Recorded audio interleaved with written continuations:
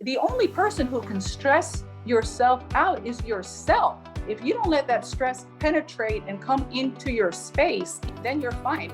It's up to you to de-stress yourself out. It's not up to other people. Other people might stress you out, but it's up to you to bat that out of your life.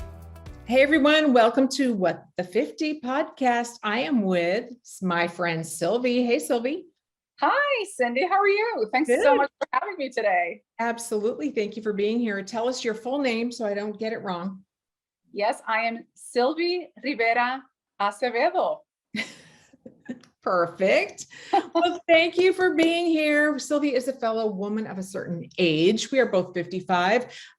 Silvie and I have been Facebook friends for many, many years, but I actually remember Silvie from our freshman year in college, where I started college, then I transferred out, but Silvie finished there, Plymouth State College in central New Hampshire, middle of nowhere.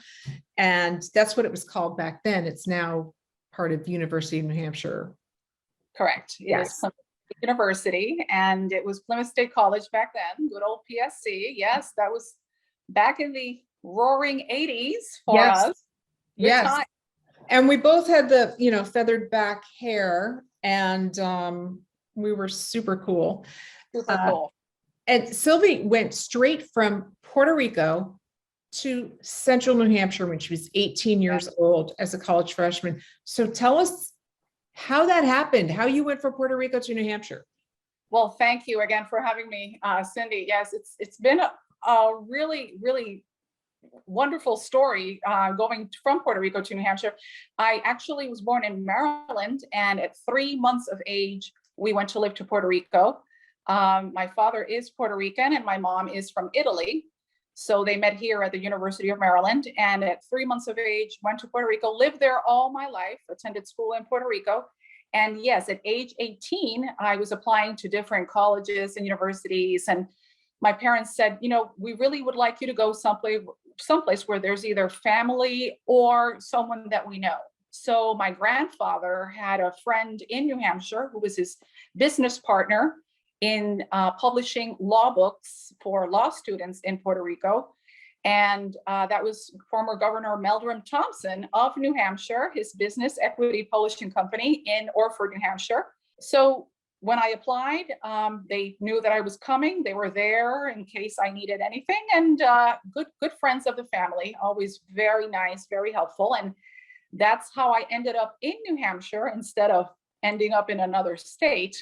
So it was a complete culture shock coming from Puerto Rico to New Hampshire. As you can imagine, warm weather, sand, 80 plus degrees all your life, pina coladas and plants and tostones, to old White Mountain, Plymouth State in a bowl. So all the snow would just fall there first, and there would be 9 feet of snow and a very homogenous culture, we might add. Very, very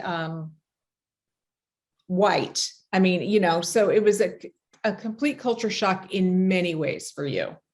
It was very, very white. I mean, and now you go up to New Hampshire and you see that there are a lot of more cultures and peoples from different races and ethnicities in New England as a whole. But back then, there were only about 10, quote, international students. And I came straight from Puerto Rico. And even with that, the international community there at college was just, you could count it with one hand. Yeah. And like you say, I was just not used to how Americans did things. I realized that people like to drink a lot of beer in colleges, but mostly in Plymouth, New Hampshire, which at the time was the number 8 party school in the Playboy magazine list of colleges and party colleges and universities. And I had no idea what a beer was. I mean, I knew because in Puerto Rico we had beer, but I just never you didn't know what a keg was. I did not know what a keg was. Exactly. I was just, what is a keg? And when we had a meeting in our dorm and our RA said, there are no kegs allowed in any of the dorm rooms, I said, what do you mean cake? I mean, I thought he said cake. And why wouldn't we have cakes in the room. Cakes. And then I was shown what a keg was, K-E-G, and not cake. So then after that, I saw kegs for the next 4 years. I pledged a sorority. So you can imagine we were, plugging in a keg in our basement and different fraternities all through the next 4 years. So I just got my fill up to here with kegs after that. Yeah. So you jumped right in and assimilated very quickly. I did, because in Puerto Rico, we went to American schools in Puerto Rico. My dad was assistant U.S. attorney, district attorney at the time. And anyone who had a federal job in Puerto Rico with the FBI, DEA, or in the military, Fort Buchanan being the biggest army base in the Caribbean at the time, they were able to attend school. So I went to Antilles Elementary School there, where maybe 99% of the kids were American kids from the mainland coming to Puerto Rico because their parents were in the base. So that's how I learned to speak English. So your English was perfect when you got to New Hampshire. Yes, it was. Not only that, we also got cable TV pretty early on in Puerto Rico, believe it or not. We were one of the first ones to get MTV, even before people in Kansas and Nebraska got MTV. Wow. We got MTV in Puerto Rico. So my grandmother, and I remember going with her to the cable TV company when these channels were about to start, like the first week that we got TBS. So I was watching Leave It to Beaver, the Brady Bunch, and that's how I also learned how to speak English, watching TV shows. You not only understood the language, but you understood some of the culture before you arrived in the US. Exactly. Yeah. So you went on from there, you graduated, and then you moved to the DC area? Correct. So I was able to find a job at a law firm in Washington, DC, which was great. Spent some time there. And then in the mid-90s, I got a job with the government of Puerto Rico in Washington, DC as a lobbyist. I was a lobbyist for RUMS of Puerto Rico, which RUMS of Puerto Rico is owned by the government, and the Economic Development Administration as well. So I was lobbying for them. So it was a really great time to be in DC in the 90s. I had just turned 30 in 96. I was single in DC as a RUMS of Puerto Rico lobbyist. So you can imagine like the guys, following me around, like, oh, she works for RUMS of Puerto Rico. Let's, Yeah. And so, but we took a lot of congressmen and senators to Puerto Rico in order to see the different rum factories, rum making factories and distribution centers, et cetera. It was a busy time. And you are very politically active and very politically aware. And so this kind of, you said you've always been very interested in politics, but your affiliation with, being a lobbyist and everything in DC, I imagine that you were just immersed in it. So tell us about your love of politics and where, and I know you were also you're a frequent guest on some very popular radio programs in the DC area, right? Yes, in fact, I am actively politically. Yes, I love politics. I get ready for midterm elections, general elections. I buy Doritos. I buy my bottles of wine, watching TV. And I just like politics. It doesn't matter how you lean. Basically, it's just to be active politically. And I started when I stayed at home for 15 years with my son as a stay-at-home mom. And I started with the Board of Education, Citizens Advisory Council for Special Education. And so I moved my way up. And then, yes, there's certain radio stations here, specifically WMAL. Usually they have me as a guest when one of the hosts is unavailable. It's been great to just be able to talk to others and to take calls and to just be active politically and to be able to engage in conversation, because that's just something that is just missing right now, is that people cannot engage in ideas or thoughts. And well, let's have a conversation, let's have a debate. Now everything is, well, this is misinformation. You're not right. Let's talk about it then, And so it's been great. I mean, I do enjoy it, but nowadays you just have to be kind of careful as to how you say and why you say it. But let's have a debate, a civil debate, and maybe we can understand each other. Yeah. And, social media is good for so many things, but it's really gone downhill. I agree completely. Now, you were a stay-at-home mom for all those years, and then your son recently went to college. You have one child, and so he's gone. So what is Silvie doing now? What do you do? Well, he went to college. Yes, I miss him so much. I mean, he is my guy. But when he turned 14, 15, I went back to work, and my husband retired. And I said, you know what, I'm just going to go work. So I worked for the school system. I still work for the school system right now. I work at an elementary school, and I work for the Title I office. And the Title I office is the United States Department of Education. It's the biggest program that they have, and it's to serve areas in different states and counties that have low income and minority populations, so that those students can be in the same par and get the same benefits as every other student in the country. So here in Charles County, Maryland, where I live, we have 8 elementary schools that are Title I elementary schools at the time. I've been doing this aside from being a Spanish interpreter for the school system, also for the past, since 2014.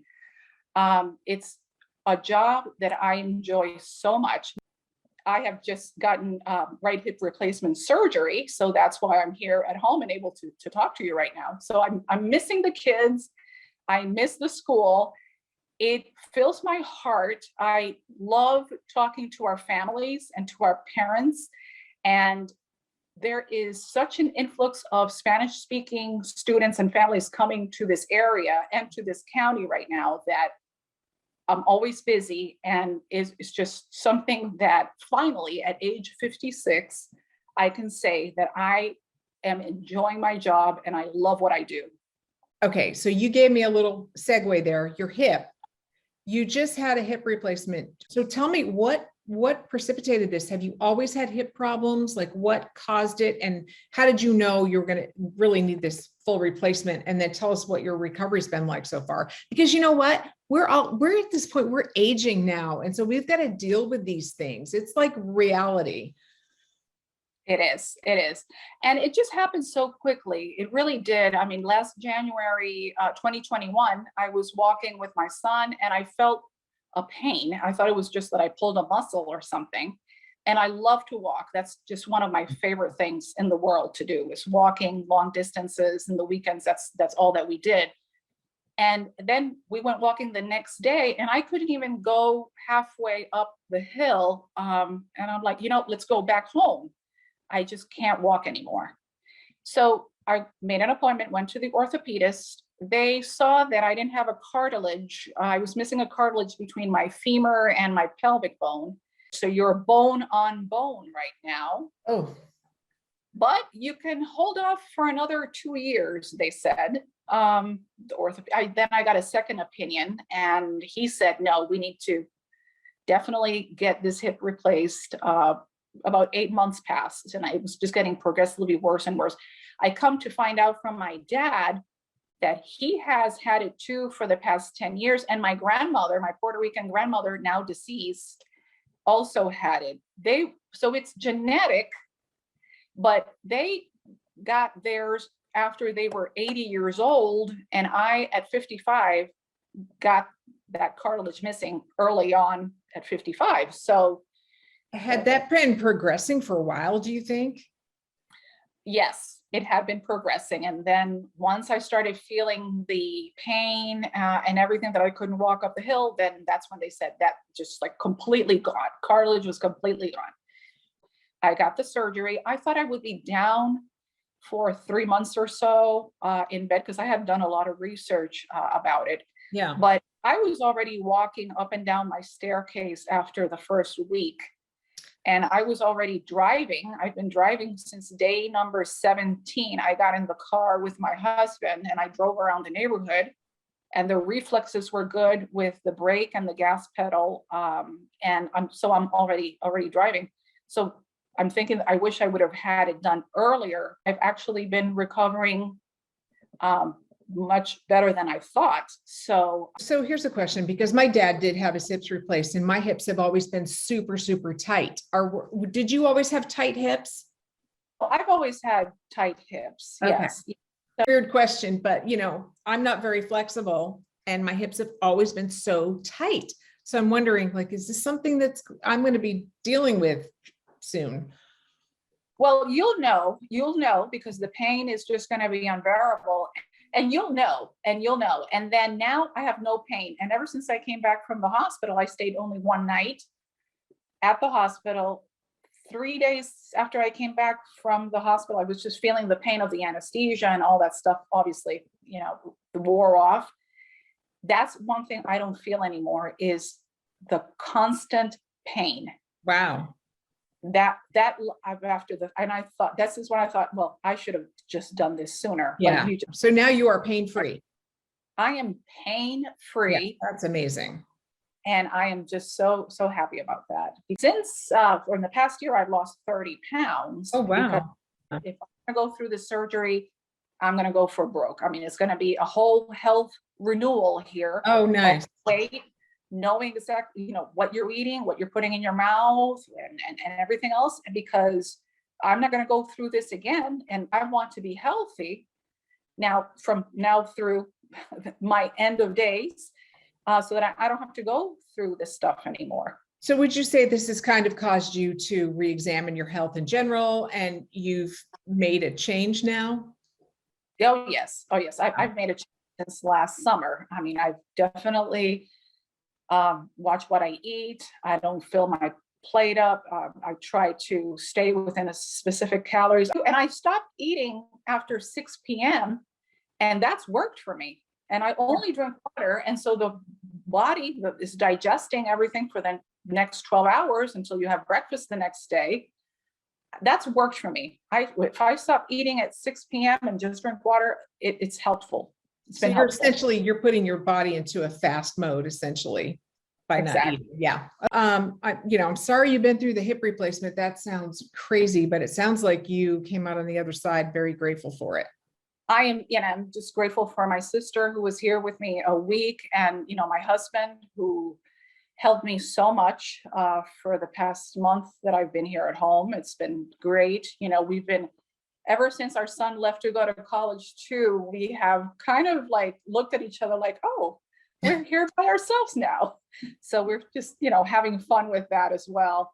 He had a job, which if you want to tell us what he did, you're free to, but he had a job which kept him away quite a bit. Exactly. Yes. He was a police detective for 7 years, and 3 years in the Army with DC Police Department, which is one of the biggest, Metropolitan Police Department, one of the biggest departments in the East Coast, certainly in the US. So he worked there in the 80s and the 90s, a busy time during for the Metropolitan Police Department. And so, yes, a lot of things I did on my own because of the work that he did. Yes. Yeah. The hours that those guys keep, I mean, and gals, you had to be very independent because he's not always there. Exactly. I mean, in like homicide, and narcotics and homicide, they really have no life because they're all and you never know when. And yes, but I would take our son to his baseball games, and he may or may not show up. I mean, it was everything done. I had to do it by myself, and fine. It was something that I knew that I had to do, and this is the job that he has. I stayed at home, so we planned this before our son was even born. And we got married after 3 years after we met. I knew that I was going to stay at home. We talked about this stuff, so we were going to have one budget for many years. Okay. So we were not going to be buying a mansion because we couldn't afford it. So now at our age, are you guys kind of looking at each other, like you mentioned, like, what do we do now? But like, have you had to re-navigate and sort of figure out the rules of the relationship? What's different now for you guys? I look at it differently, where now it's more like, if I'm here at home, I'm doing things for him and myself. And our son's not here, but the laser focus was always our son. But now we talk to each other. We have conversations about stuff that's going on, just about us and about what we like in our later years, what we don't like. And so it's been kind of like a renewal in a sense of, although we know each other, we've known each other for the past 25 years. I just feel like I'm getting to know him and his interests now post-retirement and what he's doing post-retirement better. And I like the way that he wears his beard and the different oils that he now has, he's into the whole like wet shaving thing. And that's a big deal. That's funny. I take an interest in that because it's something that he likes. And now I can actually say, wow, I like the way that you're wearing the beard now and things like that. So it's kind of like more attention to each other, laughing a lot more. I don't know. It's just been one of those things where I sense of humor, and Jeff knows this too, because, law enforcement guys have a unique sense of humor because of all the stuff that they've seen. I appreciate that. I appreciate the dry sense of humor, and just what he wakes up in the morning and it's just a joke coming out of his mouth that is never the same joke. I appreciate that now. I before I was like, God, it's just like, I'm getting ready to go to work. And maybe it's because I've been here at home for the past month post-surgery that I'm able to talk to him a lot more. Since I'm at work. But so these are things that I just appreciate this as we go through this age bracket and into our 60s and 70s. I just look back and you say, I wish I knew then what I know now. Well, I'm 56 now, so I'm going to take advantage of what's in front of me right now and just not stress out about a lot of things, because when I'm 80, I don't want to say, oh, I wish I did something different when I was in my 50s. I knew then what I know now in my 80s. No, do it now, and think about it now. Yeah. I don't let anyone stress. The only person who can stress yourself out is yourself. Mm-hmm. If you don't let that stress penetrate and come into your space, then you're fine. It's up to you to de-stress yourself out. It's not up to other people. Other people might stress you out, but it's up to you to bat that out of your life. So you mentioned our age and do it now. And I love that, because that's what I'm embracing right now, because like you mentioned, when we're in our 80s, we're going to ask ourselves, why didn't we do those things we really wanted to do when we were still young? And let's face it, some days being in mid 50s can feel like, oh my gosh, we're really old, like your hip replacement. But the truth is, today we are our youngest we are ever going to be, right? So we need to embrace today and go for it and do the things we want to do. Are you feeling that same way? Oh, yes. I know. I know, who I am, and the people around me, and let me be who I am. I have realized even in the past year, when my health gradually got, worse and worse each month, is that I'm not that old. I may be 56, and to some kids, 56 is just ancient. I mean, how's this whole menopausal period thing been for you? And what's different for you besides the obvious, right? I mean, we all go through menopause and we all experience, whatever symptoms we experience, but what speak to that a little bit, what your experience is like. Well, I went through perimenopause back in at age 51, 52, and then I've gone through menopause already, and I'm 56, but I had my last period 2 years ago in September. So September, it's going to be 3 years. Okay, September 2019. It's probably on your calendar too. You probably wrote it right on your calendar when that was. And not only is it on my calendar, but I write it with a red pen.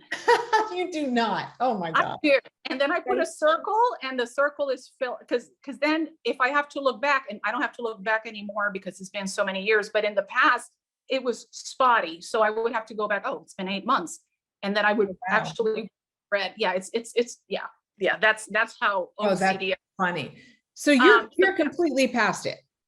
Oh, totally, Yeah. totally. And but you know, Cindy, I just feel like very romantic a lot more than before. Even Really? I'm serious. I'm serious. Yes, it's something that I'm like, whoa, okay.